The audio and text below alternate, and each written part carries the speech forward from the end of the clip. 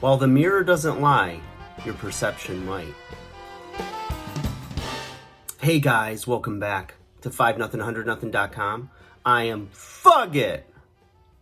That stands for the fittest underdog guru using intelligent tactics. All right, guys, while it's true that the mirror doesn't lie, your perception might. Okay, how many of you know people in your life, and maybe you've been this person, maybe you are this person now, that is overly critical of your own looks? And you look, people all around you are telling you look great and this and that, and you take it with a grain of salt. Like, it's nice to get the compliment and the recognition or acknowledgement. However, you're not satisfied with what you see. Now, this is where, the mirror doesn't lie. It shows you, right, exactly what's going on, or a picture. But, it's how you internalize it, how you see yourself. And sometimes therapy is needed for that. Sometimes putting in perspective of looking at others, either in your age range or of generally the general fitness level of most people, or of those in your peer group, and it puts it in perspective for you. So I do think that, the way your clothes fit, the mirror, the scale, measurements, all of these things are good indicators of progress, or where you are currently at as far as your body composition, fat to muscle ratio, etc., right? Proportions, all these things.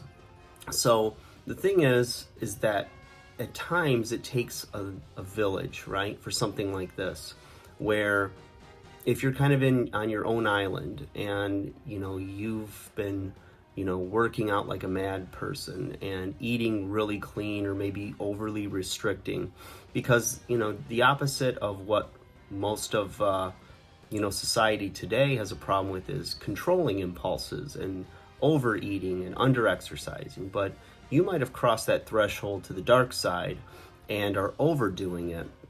And it's always good to keep it in perspective and to listen to other voices that are either well-meaning, truthful, or are experts in the field that can help you to have realistic goals, and also without suppressing your desire and ambition for more, and to look better and be healthier. So it's always an interesting viewpoint. Sometimes if you, let's say, you've achieved a certain level of fitness, and you had pictures from this time, whether it was on vacation, or you did a bodybuilding show, or it was a time at the beach with your shirt off, or whatever it is, right? And you think about the way you thought about yourself then, and then you look back, a few years later, and you look at yourself through fresh eyes, because it's been out of your realm for a little while, and you can kind of look and give yourself a fresh assessment from where you are today, looking at that person that once was. And maybe you look better and you go, wow, I was really out of shape, and I didn't see that I was that out of shape. You might have just kind of noticed that you continue to go up in sizes and clothing. The scale keeps creeping up, and you try to justify, oh, it's probably muscle, and but your clothes aren't fitting any better. And it's like, you can lie to yourself both ways. You can either make excuses for yourself for bad behaviors, or a lack of conditioning, or being overweight. And you can also make excuses or overly be critical of yourself to where, nothing's ever good enough. And, if you put 2 hours a day in the gym, you're obsessing over your next 2 hours, or what can I get another workout in? So, this does exist, and it's nothing to really laugh at when you see somebody who's really obsessed and passionate and overly consumed with trying to look better, be better.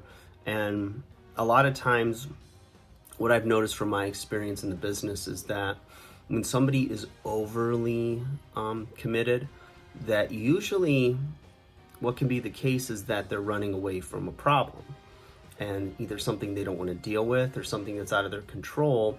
So the one thing they can control is their, calorie intake or nutrient intake, as well as, their workouts in the gym.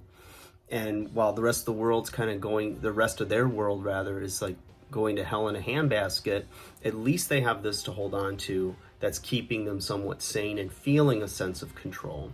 So everyone's on their own journey, and the best thing you can do if you know somebody like this is to simply be supportive, nurturing, caring, empathetic, and listen more than you speak. And usually most of us can solve our own problems once we're sounding them out, once we're talking it out loud, rather than the internal dialogue that's going on in our heads. So hopefully that helps. If you guys have any questions, let me know in the comments section, and I will talk to you again soon.